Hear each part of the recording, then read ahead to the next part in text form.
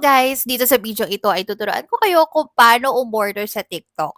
Paano i-activate ang TikTok Pay Later para sa iyong order at paano bayaran ang TikTok Pay Later via GCash. So please continue watching! Kapag sa mismong video kayo order, makakakita kayo ng yellow basket sa baba. I-click nyo lang yan and then add to cart lang. Okay, or you can click buy now as well.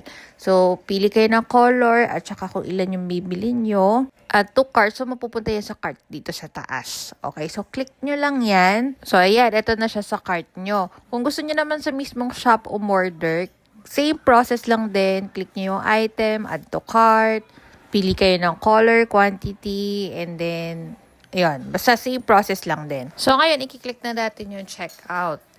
Okay, so makikita nyo dito yung details, kung ilan yung item, tapos kung anong payment method yung gagamitin nyo. So, dito gagamit tayo ng TikTok Pay Later. So, ito yung mga options, pwedeng bayaran nyo siya next month, 2 months, 3 months, 6 months, hanggang 12 months to pay. Ito, ang pipiliin kong plan is yung pang 1 month lang. So, next month, pwede ko na siyang bayaran. So, mapapansin nyo dito sa gilid, meron 200 pesos off. Kasi pag first time yung gumamit ng TikTok Pay Later, meron kayong voucher na 200 pesos off. O, diba? Ang laki.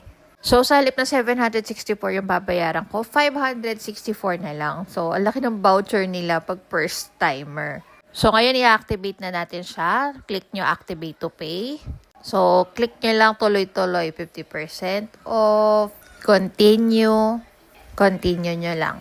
Tapos dito, hihinga kayo ng ID. Mag-upload tayo ng valid ID. So, ang i-upload natin dito ay yung driver's license. So, ayan siya. Click next. Use photo. Tapos, magsi-selfie lang tayo. Ayan. So, part yan ng verification process. Ayan. So, kapag okay na, i-confirm natin yung details.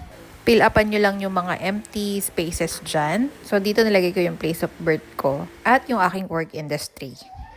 Pili lang kayo dyan. So, kapag okay na, click continue. Huwag nyong i-close yung app kasi 15 seconds lang yan. Ayan, na-activate na natin yung TikTok Pay Later. So, magta-text yan ng notification about your credit limit. So, sa akin, binigyan ako ng 30,000 credit limit. Since na-approve na tayo, pwede na tayong umorder using TikTok Pay Later. So, nandito na ulit tayo sa cart. Mamili ka lang ng installment plan na gusto mo. And click place order. So, ayan, naka-order na tayo through TikTok Pay Later. So, paano naman natin siya babayaran? Okay, so ang gagawin mo, mag-back ka lang. Ayan, tapos makikita mo dito sa baba yung pay later. Nandyan yung details ng installment plan na kinuha mo. So, ito rin yung credit limit. So, pag may numbers pa dyan, ibig sabihin pwede ka pang umorder ng umorder. So, click natin to make early repayment. Papakita ko lang sa inyo kung paano siya bayaran. Yung mga options nyo. Pero ang gagawin natin sa video ito, ililink natin yung GCash account nyo dito sa TikTok Pay Later para doon na lang kayo mag-pay. Pero may other options pa ha. Pwede sa 7-Eleven, BPI Direct, debit. So, kayong bahala. Pero dito, GCash gagamitin natin. So, pag nilink nyo yung GCash, ilalagay nyo lang yung inyong mobile number at yung code na tinext sa number nyo. Enter nyo rin yung PIN number ng GCash nyo. Then, click I have read and understood. And then, click authorize. Tapos, may panibago na namang code na sinend. So, enter nyo lang yung code. Wait nyo lang and then, ayun, okay na. Online payment linking successful. So, pwede na kayo magbayad via GCash kapag malapit na ang deadline nyo. Okay, so ngayon, dahil na-link nyo na yung GCash to TikTok Pay Later, let's say due date nyo na, magbabayad na kayo, punta kayo sa orders ulit.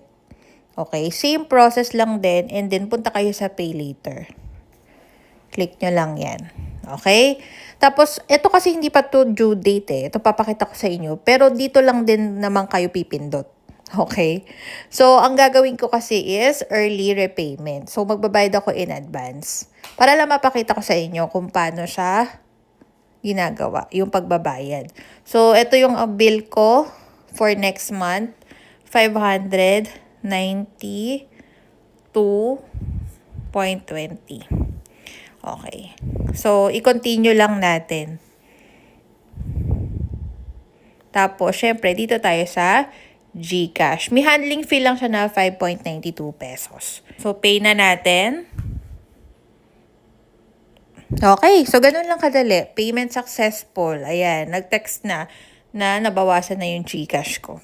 Okay? Magpapalambing lang po ako sa inyo. Please subscribe to my channel for more informative videos.